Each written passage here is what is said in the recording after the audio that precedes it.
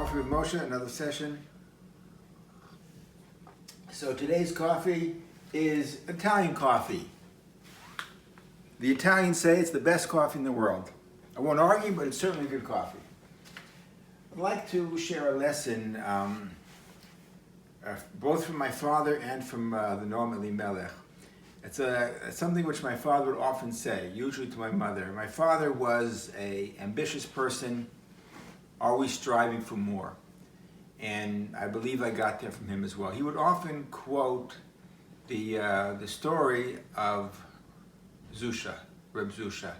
There were two brothers. They were called the Holy Brothers, the Heilige Brothers, the Holy Brothers.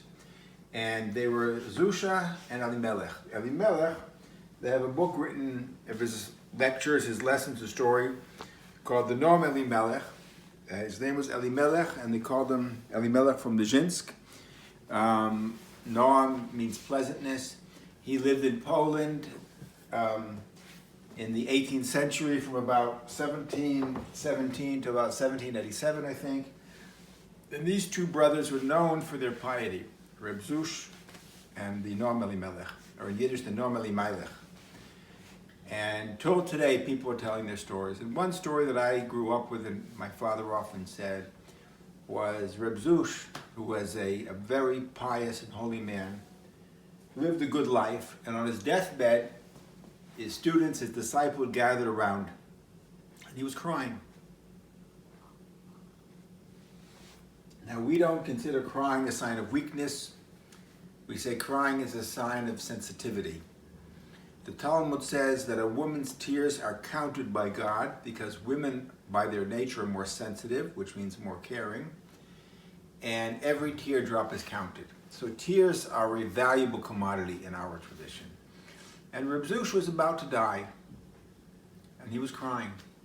And his disciples, his students, said to him, "Our teacher, why are you crying?" He says, "Because soon I'm going to meet the heavenly King, and I'm going to be held accountable for my life in the heavenly court. What will I say?" And his student said, "What are you worried about? You've lived a very holy life. Are you worried that God will say, 'Hey, Reb Zusha, why weren't you Moses? Why didn't you meet God personally and get the 10 Commandments? What are you worried about?" And he said, "No, I'm not worried that God will say, 'Zusha, why weren't you Moses?' I'm worried that God will say, 'Zusha, why weren't you Zusha?'" The American Army would later adapt this to "be all that you can be." But the idea is, Zusha, why weren't you Zusha? No one's asking you to be something that you're not, something that you're not capable of being. No one's going to say to me, "Moshe, why didn't you develop a new computer?" I wasn't given those gifts, I wasn't given those talents. But each one of us in our life, we find what it is that we're meant to do and what it is that we can do well. And we want to be the best, the very best at that thing. I need to be the best Moshe Katz that I can possibly be. I have to utilize my talents to the best ability. And that I will be held accountable. I will not be held accountable to why wasn't I somebody else. And likewise for each one of us. And that was my father's message, and that was his frustration, that he wanted to be more of Paul Katz. And he wanted each one of us to achieve our dream of who we can be. We apply that in Krav Maga as well. We're not going to look at a student who's 65 and say, "Why aren't you a student who's 18? Why can't you do a full split? Why can't you do a backspinning jump kick?"